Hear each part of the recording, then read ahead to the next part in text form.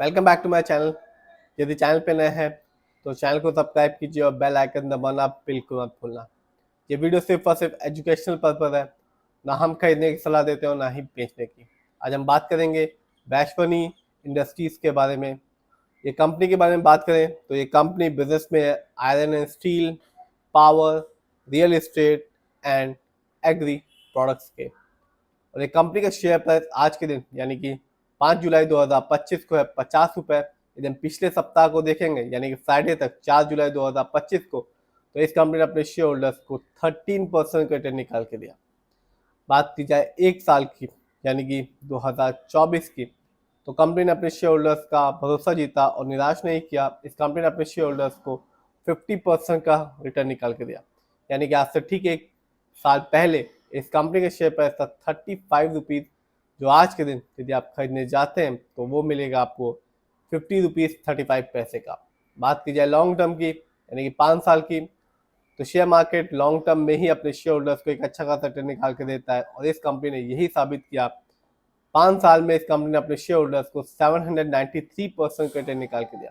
यानी कि 5 साल पहले वैश्वनी इंडस्ट्रीज का शेयर प्राइस सिर्फ एक शेयर का प्राइस था 5 रुपये, जो आज के दिन यानी कि 5 जुलाई 2025 को बढ़ के हो चुका है 50 रुपये 35 पैसे का। तो ये कंपनी साफ बताती है कि पेशेंस के साथ यदि शेयर मार्केट में अपना पैसा लगाता है कोई भी इन्वेस्टर या शेयर होल्डर, से लॉन्ग टर्म में शेयर मार्केट एक अच्छा खासा रिटर्न निकाल के देता है।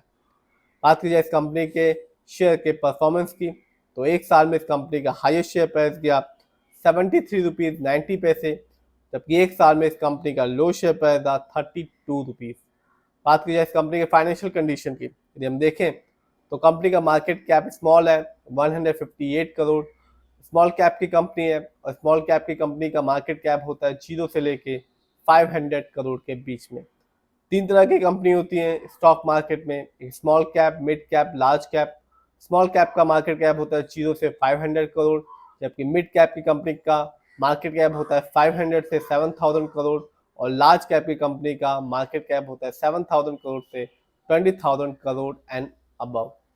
तो स्मॉल कैप की कंपनी है, मार्केट में नई है और अपने बिजनेस को एक्सपेंड कर रही है, जिसकी वजह से ये कंपनी अपने शेयर होल्डर्स को शॉर्ट टर्म में और लॉन्ग टर्म में एक अच्छा खासा रिटर्न निकाल के दे रही है।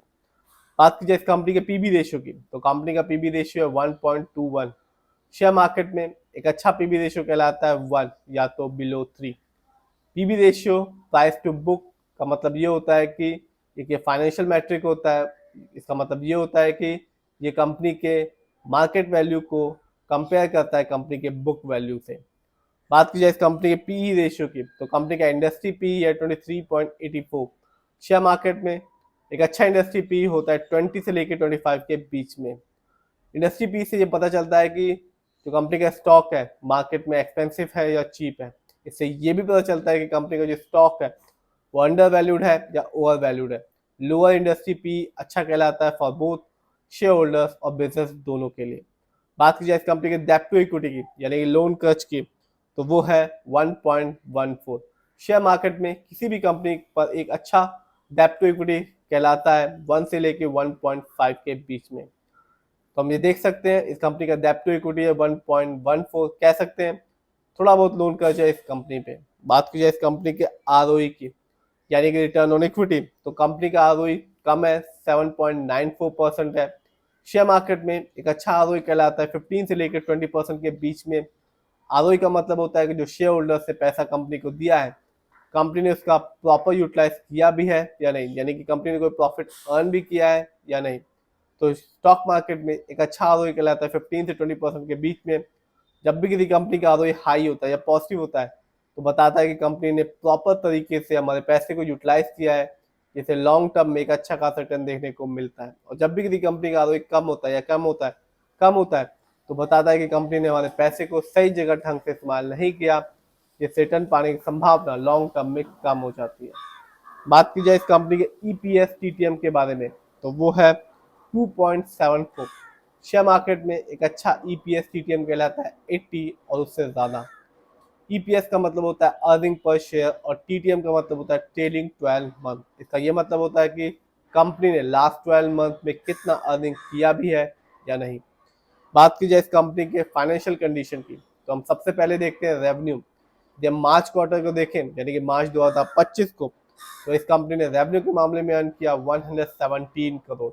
जबकि ईयरली देखें तो 2024 में इस कंपनी का रेवेन्यू रहा 391 करोड़।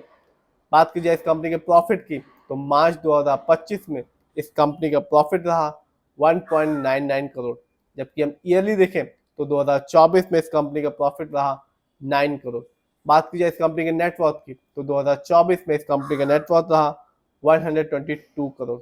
जानते हैं और देखते हैं इस कंपनी के शेयर होल्डिंग पैटर्न को, तो हम देख सकते हैं इस कंपनी में प्रमोटर यानी कि इस कंपनी के ओनर्स का पैसा अपनी ही कंपनी में सबसे ज़्यादा लगा हुआ है, जो कि एक अच्छी बात होती है। उसका परसेंटेज है 60%। जबकि दूसरे नंबर पर आता है रिटेल सेलर यानी कि हम लोग का पैसा इस कंपनी में लगा हुआ है 40% के आसपास का। तो ये कंपनी ना केवल शॉर्ट टर्म में, लॉन्ग टर्म में भी अपने शेयर होल्डर्स को एक अच्छा खासा रिटर्न निकाल के दे रही है, और शेयर प्राइस भी 50 रुपये। स्मॉल कैप की कंपनी है, अभी आ रही है, अपने बिजनेस को एक्सपेंड कर रही है, और लॉन्ग टर्म में अपने शेयर होल्डर्स को एक अच्छा खासा रिटर्न निकाल के दे रही है। अभी तक इस कंपनी ने अपने शेयर होल्डर्स को ना तो बोनस शेयर दिया और ना ही डिविडेंड दिया। फिर भी जिस भी कंपनी के शेयर में इन्वेस्ट करें, खुद रिसर्च करें, एनालाइज करें, अपने फाइनेंशियल एडवाइजर की राय लें, फिर अपने पैसे को शेयर मार्केट में लगाएं।